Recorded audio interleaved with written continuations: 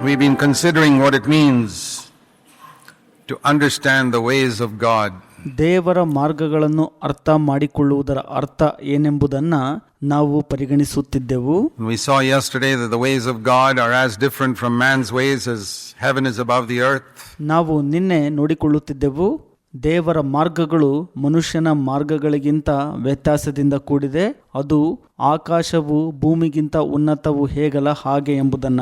And we also saw that under the old covenant God could not reveal his ways to Israel. ಹಳೆ ಒಡಂಬಡಿಕೆಯಲ್ಲಿ ದೇವರು ತನ್ನ ಮಾರ್ಗವನ್ನ ಇಸ್ರಾಯೇಲರಿಗೆ ಪ್ರಕಟಿಸಲಿಲ್ಲ ಎಂಬುದನ್ನು ಕೂಡ ನೋಡಿಕೊಂಡ್ವಿ. They could only see his actions. ಅವರು ಆತನ ಕಾರ್ಯಗಳನ್ನು ಮಾತ್ರ ನೋಡುವವರಾದರು. But he did reveal them to a few people like Moses. ಆದರೆ ಆತನ ಮಾರ್ಗಗಳನ್ನು ಕೆಲವು ಜನರಿಗೆ ಮಾತ್ರ ಪ್ರಕಟಿಸಿದನು, ಅಂದರೆ ಮೋಶೆಗೆ. And it's the same today. ಇವತ್ತು ಕೂಡ ಅದೇ ರೀತಿಯಾಗಿದೆ. We find there are Christians who are more taken up with God's actions.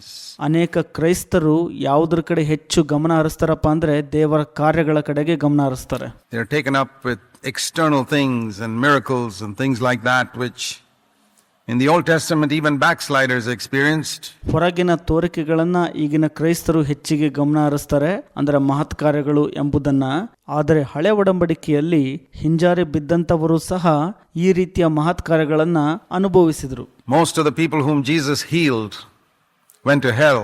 ಯೇಸು ಸ್ವಾಮಿ ವಾಸಿ ಮಾಡಿದಂತ ಅನೇಕರು ನರಕಕ್ಕೆ ಹೋದ್ರು. He healed thousands, but only 120 waited for the Holy Spirit on the day of Pentecost. ಆತನು ಸಾವಿರಾರು ಜನರಿಗೆ ಸ್ವಸ್ಥಪಡಿಸಿದನು, ಆದರೆ ಪಂಚಶತಮ ದಿನದಂದು ಪವಿತ್ರಾತ್ಮನಿಗಾಗಿ ಕೇವಲ 120 ಜನ ಮಾತ್ರ ಕಾಯ್ದುಕೊಂಡರು. So we can say even when Jesus was on earth, many saw God's actions. ನಾವು ಈ ರೀತಿಯಾಗಿ ಹೇಳ್ಬೋದು, ಯೇಸು ಸ್ವಾಮಿ ಇಹಲೋಕದಲ್ಲಿ ಇದ್ದಾಗಲೂ ಕೂಡ ಆತನ ಕಾರ್ಯಗಳನ್ನ, ಅಂದ್ರೆ ಮಹತ್ ಕಾರ್ಯಗಳನ್ನ ನೋಡುವವರಾಗಿದ್ರು ಅಷ್ಟೇ. But very few understood his ways. ಆದರೆ ಕೆಲವರು ಮಾತ್ರ ಆತನ ಮಾರ್ಗಗಳನ್ನ ಅರ್ಥ ಮಾಡಿಕೊಂಡರು. And that has continued through all these 2000 years. ಈ 2000 ವರ್ಷಗಳ ಕಾಲ ಅದು ಮುಂದುವರಿಯುತ್ತಲೇ ಇದೆ. There are Christians who want to see God's actions. ಕ್ರೈಸ್ತರು ಈಗ ಕೇವಲ ದೇವರ ಕಾರ್ಯಗಳನ್ನ ನೋಡಲು ಬಯಸುತ್ತಾರಷ್ಟೇ. That's what excites them. ಅದು ಅವರಿಗೆ ಬಹಳ ಉತ್ಸಾಹ ತರುವಂತ ಸಂಗತಿಯಾಗಿರುತ್ತದೆ. But they don't read the scriptures and find out that a lot of people saw God's actions are in hell today. ಅವರು ಸತ್ಯವೇದದ ವಚನಗಳನ್ನ ನೋಡಿ ಕಂಡುಕೊಳ್ಳೋದಿಲ್ಲ. ಯಾರು ಮಹತ್ ಕಾರ್ಯಗಳನ್ನ, ಅಂದ್ರೆ ದೇವರ ಕಾರ್ಯಗಳನ್ನ ನೋಡಿದರಲ್ಲ, ಅಂತವರು ಇಂದು ನರಕದಲ್ಲಿದ್ದಾರೆ ಎಂಬುದನ್ನು. It's an external excitement they are taken up with. ಅವರು ಯಾವುದ್ರ ಕಡೆ ತುಂಬಾ ಗಮನ ಹರಿಸ್ತಾರಪ್ಪ ಅಂದ್ರೆ ಹೊರಗಿನ ಒಂದು ತೋರಿಕೆಯ ಉತ್ಸಾಹ ಭರಿತವನ್ನ ಮಾತ್ರ. But if you understand God's ways, there'll be a lasting work in your heart that will last for all eternity. ಆದರೆ ನೀವು ದೇವರ ಮಾರ್ಗಗಳನ್ನ ಅರ್ಥ ಮಾಡಿಕೊಳ್ಳುವವರಾದರೆ ನಿಮ್ಮ ಹೃದಯದಲ್ಲಿ ಬಹುಕಾಲ ಉಳಿಯುವಂತ ಕಾರ್ಯವಾಗುತ್ತದೆ, ಅದು ನಿತ್ಯತ್ವಕ್ಕಾಗಿ ಉಳಿಯುವಂತದ್ದು. And what God could not reveal to the children of Israel, he is now revealed to us as his children through the Holy Spirit. Israel ಮಕ್ಕಳಿಗೆ ದೇವರು ಏನು ಪ್ರಕಟಿಸಲಾಗಲಿಲ್ಲವೋ ಅದನ್ನ ದೇವರು ತನ್ನ ಮಕ್ಕಳಾದ ನಮಗೆ ಪವಿತ್ರಾತ್ಮನ ಮುಖಾಂತರ ಪ್ರಕಟಪಡಿಸುತ್ತಾರೆ. Showing us his ways, heavenly ways, different from earthly ways. ಆತನು ನಮಗೆ ಮಾರ್ಗಗಳನ್ನ ತೋರಿಸುವನಾಗ್ತಾನೆ. ಪರಲೋಕದ ಮಾರ್ಗಗಳು ಇಹಲೋಕದ ಮಾರ್ಗಗಳಿಗಿಂತ ವ್ಯತ್ಯಾಸವುಳ್ಳಂತ ಮಾರ್ಗಗಳು. One of the reasons why Jesus died, ಯೇಸು ಸ್ವಾಮಿ ಮರಣ ಹೊಂದಿದ್ದರ ಒಂದು ಕಾರಣ ಏನಪ್ಪಾ ಅಂದ್ರೆ, most Christians know Jesus died only to forgive our sins. ಅನೇಕ ಕ್ರೈಸ್ತರಿಗೆ ಇಷ್ಟು ಮಾತ್ರ ಗೊತ್ತಿದೆ, ಯೇಸು ಕೇವಲ ನಮ್ಮ ಪಾಪಕ್ಕಾಗಿ ಮಾತ್ರ ಸತ್ತಿದ್ದಾರೆ ಎಂಬುದಾಗಿ. That's fundamental. It's like the foundation, very important. ಅದು ಮೂಲಭೂತ, ಅಂದ್ರೆ ಅಸ್ಥಿವಾರ, ಅದು ಬಹಳ ಮುಖ್ಯ ಕೂಡ.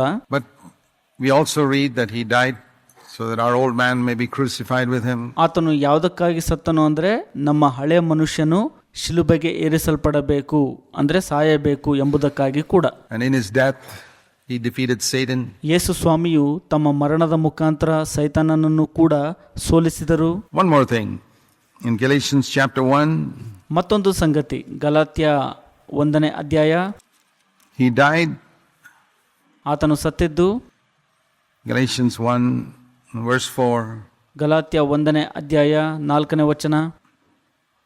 He died to deliver us or rescue us from this present evil world. ಆತನು ನಮ್ಮನ್ನು ಕೆಟ್ಟದ್ದಾಗಿರುವ ಈಗಿನ ಪ್ರಪಂಚದೊಳಗಿನಿಂದ ಬಿಡಿಸಬೇಕೆಂದು ತನ್ನನ್ನು ತಾನೇ ಒಪ್ಪಿಸಿದನು. That is this world system of this current age where the devil is the ruler of this world. ಈ ಲೋಕದ ಪದ್ಧತಿಯು ಅಂದರೆ ಪ್ರಸ್ತುತ ಕಾಲವು ಈ ಲೋಕದ ಅಧಿಪತಿಯು ಈಗ ಸೈತಾನನಾಗಿದ್ದಾನೆ. There's a whole system in this world with its values. ಇಡೀ ಈ ಲೋಕದ ಪದ್ಧತಿಯು ಮತ್ತು ಅದರ ಮೌಲ್ಯಗಳು Jesus died to save us from that system. ಈ ಒಂದು ಲೋಕದ ಪದ್ಧತಿ ಅಥವಾ ವ್ಯವಸ್ಥೆಯಿಂದ ನಮ್ಮನ್ನು ರಕ್ಷಿಸಲು ಯೇಸು ಸ್ವಾಮಿಯು ಸತ್ತಿದ್ದಾರೆ. To save us from those values of the world. ಈ ಲೋಕದ ಮೌಲ್ಯಗಳಿಂದ ನಮ್ಮನ್ನು ರಕ್ಷಿಸಲು ಯೇಸು ಸ್ವಾಮಿಯು ಸತ್ತಿದ್ದಾರೆ. And I want to ask you who believe that Jesus died for your sins. ನಾನು ನಿಮಗೆ ಕೇಳಕ್ಕೆ ಇಷ್ಟಪಡ್ತೀನಿ, ನಿಮ್ಮ ಪಾಪಗಳಿಗಾಗಿ ಸತ್ತಂತ ಯೇಸು ಸ್ವಾಮಿಯು Has Jesus delivered you from the values that this world has? ಈ ಲೋಕವು ಹೊಂದಿರುವಂತ ಪದ್ಧತಿ ಅಂದ್ರೆ ವ್ಯವಸ್ಥೆಯಿಂದ ನಿಮ್ಮನ್ನು ಯೇಸು ಸ್ವಾಮಿಯು ಬಿಡುಗಡೆಯನ್ನಗೊಳಿಸಿದ್ದಾರಾ? That's one of the reasons why he died. ಆ ಒಂದು ಕಾರಣಕ್ಕಾಗಿ ಯೇಸು ಸ್ವಾಮಿಯು ಸತ್ತಿದ್ದಾರೆ ಅಂದ್ರೆ ಮರಣವನ್ನ ಹೊಂದಿದ್ದಾರೆ. Because there are two kingdoms on earth today. ಇಂದು ಇಹಲೋಕದಲ್ಲಿ ಎರಡು ರಾಜ್ಯಗಳು ಇವೆ. You read about one of them in Matthew chapter 4. ಅದರಲ್ಲಿ ಒಂದನ್ನ ನೀವು ಮತ್ತಾಯ 4ನೇ ಅಧ್ಯಾಯದಲ್ಲಿ ಓದಿಕೊಳ್ಳುತ್ತೀರಿ. We saw in Matthew chapter 3 how John the Baptist came and said the kingdom of heaven is near. ನಾವು ಮತ್ತಾಯ 3ನೇ ಅಧ್ಯಾಯದಲ್ಲಿ ನೋಡಿಕೊಂಡೆವು, ಸ್ನಾನಿಕನಾದ ಯೋಹಾನನು ಬಂದು ಪರಲೋಕ ರಾಜ್ಯವು ಅಂದ್ರೆ ಸ್ವರ್ಗ ರಾಜ್ಯವು ಸಮೀಪವಾಗಿದೆ ಎಂಬುದಾಗಿ ಹೇಳುವಂತದ್ದನ್ನ. But then we read of another kingdom in Matthew chapter 4. ಮತ್ತಾಯ 4ನೇ ಅಧ್ಯಾಯದಲ್ಲಿ ನಾವು ಮತ್ತೊಂದು ರಾಜ್ಯದ ಕುರಿತಾಗಿ ಓದಿಕೊಳ್ಳುತ್ತೇವೆ. A kingdom that is going to come into conflict with the kingdom of heaven. ಆ ರಾಜ್ಯವು ದೇವರ ರಾಜ್ಯದೊಟ್ಟಿಗೆ ಒಂದು ಘರ್ಷಣೆಯನ್ನ ಏರ್ಪಡಿಸಿಕೊಳ್ಳುವಂತದ್ದಾಗಿದೆ. We saw about the kingdom of heaven yesterday. ನಾವು ನಿನ್ನೆ ಪರಲೋಕ ರಾಜ್ಯದ ಕುರಿತಾಗಿ ನೋಡಿಕೊಂಡೆವು. Notice here what it says in Matthew 4 and verse 8. ಮತ್ತಾಯ 4ನೇ ಅಧ್ಯಾಯ 8ನೇ ವಚನದಲ್ಲಿ ಹೇಳಿರುವಂತದ್ದನ್ನ ಗುರುತು ಮಾಡಿಟ್ಟುಕೊಳ್ಳ್ರಿ. The devil took Jesus to a very high mountain. ಸೈತಾನನು ಯೇಸುವನ್ನು ಅತ್ಯುನ್ನತವಾದ ಬೆಟ್ಟದ ಮೇಲೆ ಕರೆದುಕೊಂಡು ಹೋದನು ಎಂಬುದಾಗಿ. And that is in his mind. It's not that Jesus walked up to a high mountain. In his mind. ಅಂದ್ರೆ ಯೇಸು ಸ್ವಾಮಿ ಅತಿ ಎತ್ತರದ ಬೆಟ್ಟಕ್ಕೆ ನಡೆದುಕೊಂಡು ಹೋದ್ರು ಅಂತಲ್ಲ, ಅಂದ್ರೆ ಸೈತಾನನು ತನ್ನ ಮನಸ್ಸಿನಲ್ಲಿ ಆ ರೀತಿ ಅಂದುಕೊಳ್ತಾನೆ. Temptation always comes in the mind. ಶೋಧನೆಯು ಯಾವಾಗಲೂ ಮನಸ್ಸಿನಲ್ಲಿ ಬರುವಂತದ್ದಾಗಿದೆ. In the mind the devil put a thought, turn the stones into bread. ಸೈತಾನನು ಮನಸ್ಸಿನಲ್ಲಿ ಒಂದು ಶೋಧನೆ ಹಾಕ್ತಾನೆ, ಕಲ್ಲನ್ನ ರೊಟ್ಟಿಯನ್ನಾಗಿ ಮಾರ್ಪಡಿಸು ಎಂಬುದಾಗಿ ಯೇಸುವಿಗೆ. In the mind he put a thought, come to the top of the temple and jump down. ಸೈತಾನನು ಯೇಸುವಿನ ಮನಸ್ಸಿನಲ್ಲಿ ಈ ರೀತಿ ಯೋಚನೆ ಆಗ್ತಾನೆ, ಶಿಖರ ಅಂದ್ರೆ ದೇವಾಲಯದ ಶಿಖರದ ಮೇಲೆ ನಿಂತ್ಕೊಂಡು ಅಲ್ಲಿಂದ ಹಾರು ಎಂಬುದಾಗಿ. And Jesus overcame those temptations. ಯೇಸು ಸ್ವಾಮಿ ಆ ಎಲ್ಲಾ ಶೋಧನೆಗಳನ್ನ ಜಯಗಳಿಸಿದ್ರು. And this is the last one. In his mind he took Jesus to a high mountain and showed him in the spirit the kingdoms of this world. ಕಡೆಯದಾಗಿ ಯೇಸುವಿನ ಮನಸ್ಸಿನಲ್ಲಿ ಸೈತಾನನು ಈ ರೀತಿ ಯೋಚನೆಯನ್ನು ಹಾಕ್ತಾನೆ, ಬೆಟ್ಟದ ಮೇಲೆ ಯೇಸುವನ್ನ ಕರೆದುಕೊಂಡು ಹೋಗುವಂತದ್ದು ಲೋಕದ ಎಲ್ಲಾ ರಾಜ್ಯಗಳನ್ನು ಅವುಗಳ ವೈಭವವನ್ನು ಅವನಿಗೆ ತೋರಿಸುವಂತದ್ದು. That's the other kingdom. ಅದು ಮತ್ತೊಂದು ರಾಜ್ಯ. And if Jesus could be tempted with the kingdom of this world and its glory, don't think that you won't be tempted. ಯೇಸು ಸ್ವಾಮಿಯು ಇಹಲೋಕದ ಎಲ್ಲಾ ಒಂದು ರಾಜ್ಯಗಳನ್ನು ಮತ್ತು ಅದರ ವೈಭವವನ್ನು ಅನುಭವಿಸುವಂತ ಶೋಧನೆಯನ್ನ ಎದುರಿಸಿದ್ದೇ ಆದಲ್ಲಿ ಯೋಚಿಸಬೇಡ್ರಿ, ನಾನು ಶೋಧನೆಗೆ ಒಳಗಾಗುವುದಿಲ್ಲ ಎಂಬುದಾಗಿ. You got to be pretty conceited and proud to think that the devil won't tempt you with something with which he even tempted Jesus. ಸೈತಾನನು ಯೇಸುವಿಗೆ ಏನ್ ಶೋಧಿಸಿದ್ನಲ್ಲ, ಆ ಶೋಧನೆಯನ್ನ ನನಗೆ ಸೈತಾನನು ಬರಗೂಡಿಸುವುದಿಲ್ಲ ಎಂಬುದಾಗಿ ನೀವು ಕಲ್ಪಿಸಿಕೊಳ್ಳುವಂತದ್ದು ಒಂದು ನಿಮ್ಮಲ್ಲಿರುವಂತ ಅಹಂಕಾರ ಮತ್ತು ಅದು ಗರ್ವವಾಗಿದೆ ಅಷ್ಟೇ. If I were to ask you, will you be tempted by this world and its glory? ನಾನು ನಿಮಗೆ ಕೇಳಕ್ ಇಷ್ಟಪಡ್ತೇನೆ, ನೀವು ಶೋಧನೆಗೆ ಒಳಗಾಗಿದ್ದೀರಾ ಈ ಲೋಕದ ಕುರಿತಾಗಿ ಮತ್ತು ಅದರ ವೈಭವದ ಕುರಿತಾಗಿ? I'd say yes. ನಾನು ಹೇಳ್ತೀನಿ ಹೌದು ಎಂಬುದಾಗಿ. My Savior was tempted I'm not greater than him. ನನ್ನ ರಕ್ಷಕನು ಶೋಧನೆಗೆ ಒಳಗಾಗಿದ್ದಲ್ಲಿ ನಾನು ಆತನಿಗಿಂತ ದೊಡ್ಡವನೇನು ಅಲ್ಲ. And if I think I cannot be tempted by this world and its glory, ನಾನು ಈ ಲೋಕದ ಮತ್ತು ಅದರ ವೈಭವದ ಕುರಿತಾಗಿ ಶೋಧನೆಗೆ ಒಳಗಾಗುವುದಿಲ್ಲ ಅಂತ ನೀವು ಯೋಚಿಸುವಾಗ, then let him who thinks he stands take heed lest he fall. ಅದಕ್ಕೆ ದೇವರ ವಾಕ್ಯ ಹೇಳುತ್ತೆ, ಯಾರು ನಿಂತಿದ್ದೇನೆ ಎಂಬುದಾಗಿ ನೆನೆಸುತ್ತಾನೋ ಆತನು ಬೀಳದಂತೆ ಎಚ್ಚರ ವಹಿಸಲಿ ಅಂತ. It's good to be humble and acknowledge, my brother, sister, however spiritual you may think you are, ಇದು ಒಳ್ಳೆಯದು, ನಿಮ್ಮನ್ನು ನೀವು ತಗ್ಗಿಸಿಕೊಂಡು ಅರಿಕೆ ಮಾಡುವಂಥದ್ದು. ಪ್ರಿಯ ಸಹೋದರ ಮತ್ತು ಸಹೋದರಿ, ನೀವು ಎಷ್ಟೇ ಆತ್ಮಿಕರು ಎಂಬುದಾಗಿ ನೆನೆಸಿದರೂ ಕೂಡ, however much you may think you have advanced in the Christian life, we still have not come to the place that Jesus was when he was 30 years old. ನೀವು ಕ್ರೈಸ್ತ ಜೀವಿತದಲ್ಲಿ ನಾನು ಬಹಳ ಮುಂದೆ ಹೋಗಿದ್ದೇನೆ ಎಂಬುದಾಗಿ ಯೋಚನೆ ಮಾಡಿದರೂ ಕೂಡ, ಯೇಸು ಸ್ವಾಮಿಯು 30ನೇ ವಯಸ್ಸಿನಲ್ಲಿ ಇರುವಂತ ಆ ಒಂದು ಸ್ಥಳಕ್ಕೆ ನೀವಿನ್ನೂ ತಲುಪಿಲ್ಲ. We haven't overcome all the temptations Jesus overcame by the time he was 30. ನಾವಿನ್ನೂ ತಲುಪಿಲ್ಲ. ನಾವು ಇನ್ನು ಯೇಸು ಸ್ವಾಮಿಯು 30ನೇ ವಯಸ್ಸಿನಲ್ಲಿರುವಾಗ ಏನೇನೆಲ್ಲ ಶೋಧನೆಯನ್ನ ಜಯಿಸಿದ್ರಲ್ಲ, ಅವನ್ನಿನ್ನೂ ನಾವು ಜಯಿಸಿಲ್ಲ. And even then he was tempted with the world and its glory. ಆಗಲೂ ಕೂಡ ಯೇಸು ಸ್ವಾಮಿಯು ಲೋಕ ಮತ್ತು ಅದರ ವೈಭವದ ಕುರಿತಾಗಿ ಶೋಧನೆಗೆ ಒಳಗಾದರು. And I've seen lots of believers who think they are not going to be tempted by the world and its glory. ಅನೇಕ ವಿಶ್ವಾಸಿಗಳು ನಾನು ಲೋಕವನ್ನ ಮತ್ತು ಅದರ ವೈಭವವನ್ನ ಅನುಭವಿಸುವುದರ ಕುರಿತಾಗಿ ನಾನು ಶೋಧನೆಗೆ ಒಳಗಾಗುವುದಿಲ್ಲ ಎಂದು ಯೋಚಿಸುವಂತ ಅನೇಕ ಕ್ರೈಸ್ತರನ್ನ ನಾನು ನೋಡಿದ್ದೇನೆ. And I can see them gripped by the world and its glory in their life and they don't even know it. ನಾನು ನೋಡಿದ್ದೇನೆ, ಅವರು ಲೋಕದ ಮತ್ತು ಅದರ ವೈಭವದ ಹಿಡಿತದಲ್ಲಿದ್ದರೂ ಕೂಡ ಅವರು ಅದನ್ನ ನೋಡಲು ಶಕ್ತರಾಗಿಲ್ಲ ಇನ್ನು. That's the sad thing. ಅದು ಬಹಳ ದುಃಖಕರ ವಿಷಯ. If the devil can fool you into thinking that you will not be tempted in some area, that's the area you're going to fall. ಸೈತಾನನು ನಿಮ್ಮನ್ನು ಮೂರ್ಖರನ್ನಾಗಿಸಬಹುದು. ಯಾವಾಗ ನೀವು ಕೆಲವು ಕ್ಷೇತ್ರಗಳಲ್ಲಿ ನಾನು ಶೋಧನೆಗೆ ಒಳಗಾಗುವುದಿಲ್ಲ ಎಂದು ಯೋಚಿಸುತ್ತೀರೋ ಅವಾಗ ಆ ಕ್ಷೇತ್ರವೇ ನೀವು ಬೀಳುವಂತ ಕ್ಷೇತ್ರವಾಗಿರುತ್ತದೆ. He tempted him with showing him the kingdoms of the world and their glory.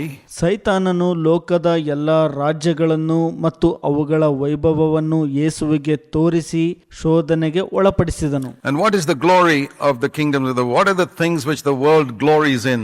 ಲೋಕದ ಎಲ್ಲ ರಾಜ್ಯಗಳು ಮತ್ತು ಅದರ ವೈಭವ ಅಂದರೆ ಏನು? ಅಂದರೆ ಲೋಕವು ಯಾವ ಸಂಗತಿಗಳಲ್ಲಿ ತನ್ನನ್ನು ತಾನು ವೈಭವೀಕರಿಸಿಕೊಳ್ಳುತ್ತದೆ? You know, you and I have got a lot of worldly friends.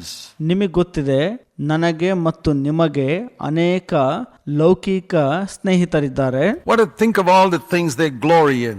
ಅವರು ಯಾವೆಲ್ಲ ಸಂಗತಿಗಳಲ್ಲಿ ವೈಭವೀಕರಿಸಿಕೊಳ್ಳುವ ಸಲುವಾಗಿ ಯೋಚಿಸುತ್ತಾರೆ? They glory in money.